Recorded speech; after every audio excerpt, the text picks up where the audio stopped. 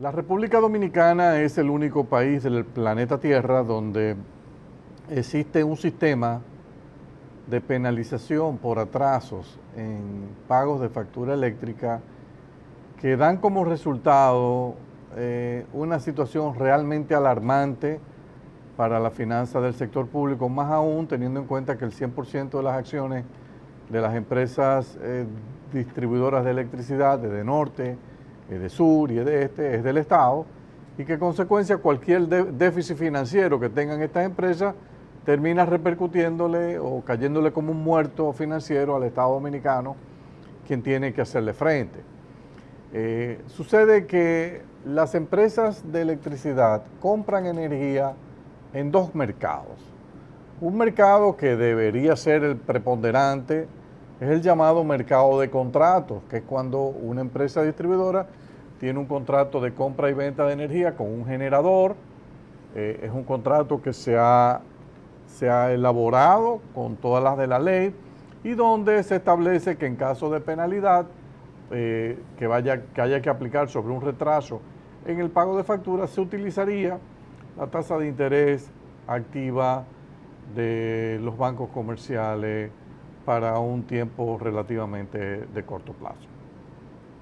¿Qué pasa? Que hay otro mercado, que es el mercado de ocasión, que generalmente debería atender el 15, el 20% máximo de la demanda total, el mercado spot, donde si se producen en ese mercado retrasos, entonces las EDES, además de pagar esa tasa de interés que se paga en los mercados de contrato, tienen que pagar una penalidad adicional del 18%. Cuando usted contabiliza, si se aplica toda la factura en dólares y en consecuencia se usa la tasa activa en dólares y esa penalidad en dólares, cuando usted viene a ver, usted está pagando por un financiamiento o un atraso que tiene una vida promedio de 0.5 años, unas tasas que pueden estar entre el 24 y el 26%, dependiendo de por dónde ande la tasa de interés en ese momento en dólares del sistema financiero. Usted puede hacer el ejercicio de llevar la factura a peso.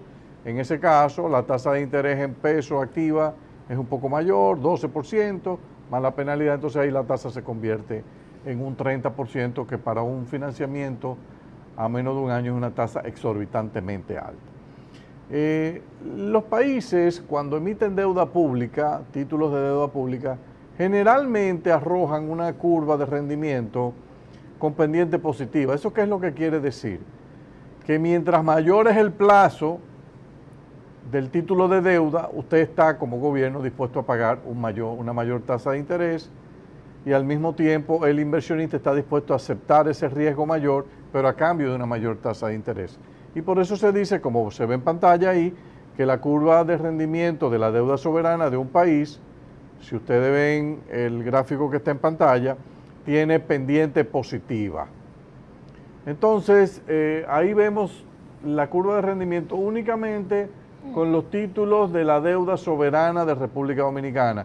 Esos son los títulos de deuda global en dólares que tiene República Dominicana. Fíjense que para un plazo de 2 años, la tasa está como en 4.7%, en la vecindad de 6 años está entre 5 y 6%, y cuando tenemos ya casi 30 años, estamos entre 7 y 7,5%. O sea, fíjense que a medida que aumenta el plazo, la tasa que tiene que ofertar el gobierno de la República Dominicana es mayor.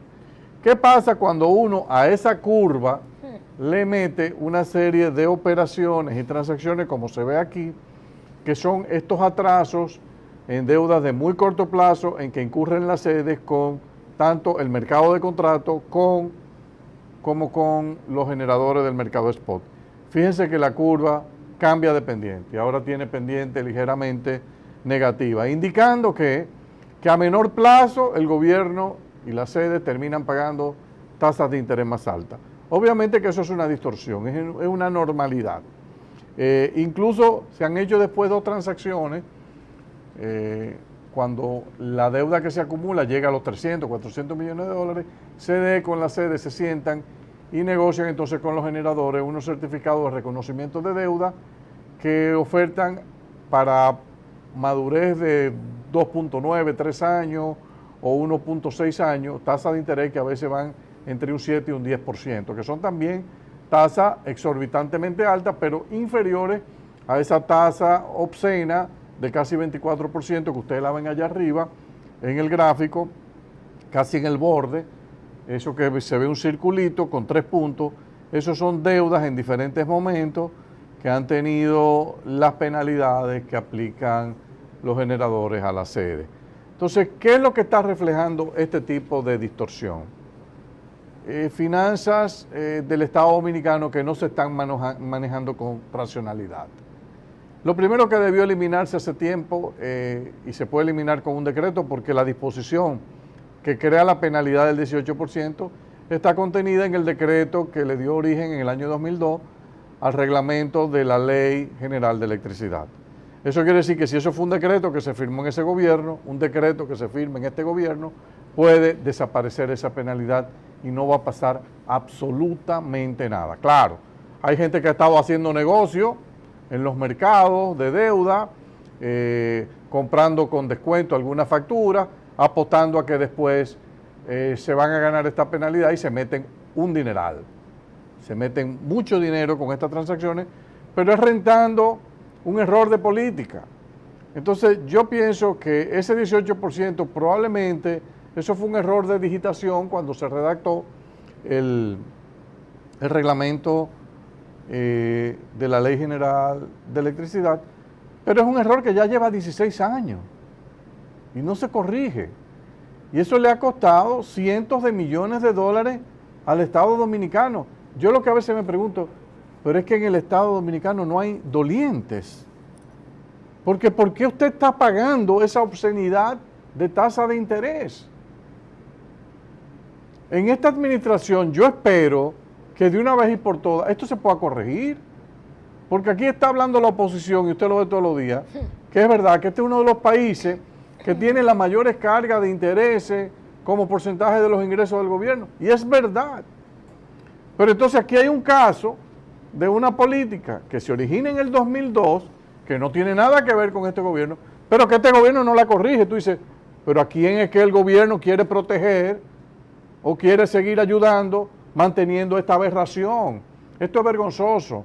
Es más, yo recuerdo una vez, cuando se hicieron las 2 transacciones de certificado de reconocimiento de deuda, una que se hizo en el 2015 al 10%, con una madurez de 3 años, a mi oficina me llegaron 5 tenedores de bonos de Dinamarca, que tenían deuda soberana de República Dominicana.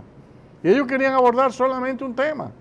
Me dijeron, Andy, queremos que nos explique esta transacción que han hecho en la sede de pagar un 10% en dólares por una deuda a 3 años. Te preguntamos eso porque nosotros acabamos de comprar el bono de ustedes a 30 años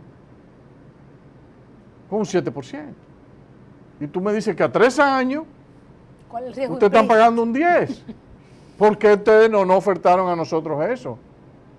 Yo le dije, no, mira, realmente yo no conozco bien la transacción, yo tengo que estudiarla, pero tú tienes razón, o sea, están invirtiendo la curva y es una señal que no es positiva. ¿Tú sabes cuál fue la pregunta que me hicieron? Así, directamente al pecho. La pregunta no es si la curva está invertida o no. La pregunta que te queremos hacer es si tú no piensas que ahí hay corrupción. Tenedores de bonos que vienen a la República Dominicana y lo que te preguntan entonces es que si en una emisión de deuda interna, como son estos certificados de reconocimiento de deuda que emiten la sede, no hay corrupción. Yo le digo, mire, yo creo que no. Realmente yo no creo que haya corrupción. Yo lo que creo que hay una ineficiencia en el manejo y la estructuración de la transacción, porque 10% a 3 años yo encuentro que es una barbaridad. Y ahí se acabó la reunión. Pero fíjate cómo lo ven desde fuera.